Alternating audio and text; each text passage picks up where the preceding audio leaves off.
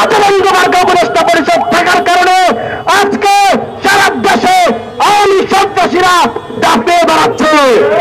আমরা এই ধ্বজভঙ্গ উপদেষ্টা পরিষদকে বলতে চাই, অনতি বিলম্বে এই ধ্বজভঙ্গ উপদেষ্টা পরিষদ ভেঙে দিয়ে নতুন বিপ্লবী জাতীয় সরকারের ঘোষণা দেন।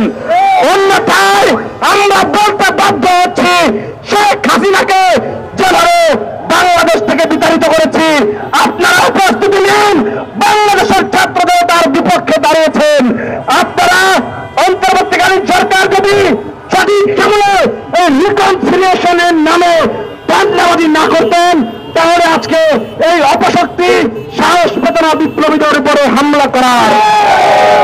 এই আক্রমণের সাথে সেই নিষিদ্ধ ঘোষিত সন্ত্রাসীরা জড়িত ছিল, অবিলম্বে তাদেরকে গ্রেফতার করতে হবে। এবং এই হামলার সাথে প্রশাসনের ভেতর থেকে যারা আজকে মদত দিয়েছে তাদেরকেও অবিলম্বে চিহ্নিত করতে হবে। সংগ্রামী বন্ধুগণ, আমার জুলাই সহযোদ্ধাগণ, আপনারা দেখেছেন যে গত 17 বছর ধরে এবং বিগত জুলাই মাসে যারা গণহত্যার সাথে যারা জড়িত ছিল, যারা মানবতা বিরোধী অপরাধের সাথে যারা জড়িত ছিল, তারা এই জুলাইতে তারা ঘরে ঢুকে যায় নাই, তারা আবার রাস্তায় নেমেছে, তারা আবার ধ্বংস নিয়ে বেঁধে উঠেছে। কিন্তু আমরা এর বিপরীতে কি দেখেছি? আমরা এই জুলাই মাসে আমরা আমাদের এক দফা দাবিতে মধ্যে আমরা বলেছিলাম যে শুধু ফ্যাসিস্ট হাসিনার পতন নয়, এদেশে ফ্যাসিবাদী কাঠামোকে আমরা ধ্বংস করব।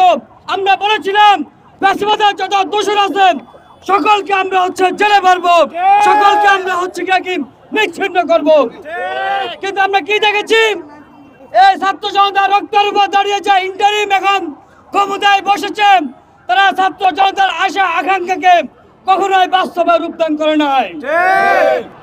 আজকে ছাত্ররা আবারও মার খাচ্ছে। আজকে গণ অভ্যুত্থানের নেতৃত্ব আজকে গোপালগঞ্জে গিয়েছিল, তারা আবারও সেই খুনিদের দোষরদের হামলার শিকার হয়েছে। আমরা ইন্টারিমকে স্পষ্ট ভাষায় বলতে চাই, আমরা আপনাদেরকে যে প্রত্যাশা নিয়ে ক্ষমতায় বসে আছি, যে আশা আকাঙ্ক্ষা নিয়ে আমাদের বাইরে শহীদ হয়েছে, সেই আশা আকাঙ্ক্ষা আপনারা এখনো বাস্তবায়ন করতে পারেন নাই।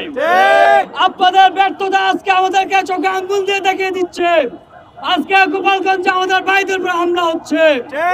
আমরা দেখতেছি সারা দেশে আবার খুনিরা মাথা চাড়া দিয়ে উঠেছে।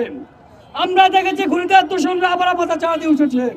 আমরা দেখেছি তারা কিভাবে ইনিয়ে বিনিয়ে এই হামলাকে তারা জায়েজ করতেছে। আমরা দেখেছি ইতিমধ্যে বাংলাদেশের বেশ কয়েকটি রাস্তায় মহাসড়কে কিন্তু এই ব্লকেট কর্মসূচি চলমান আছে।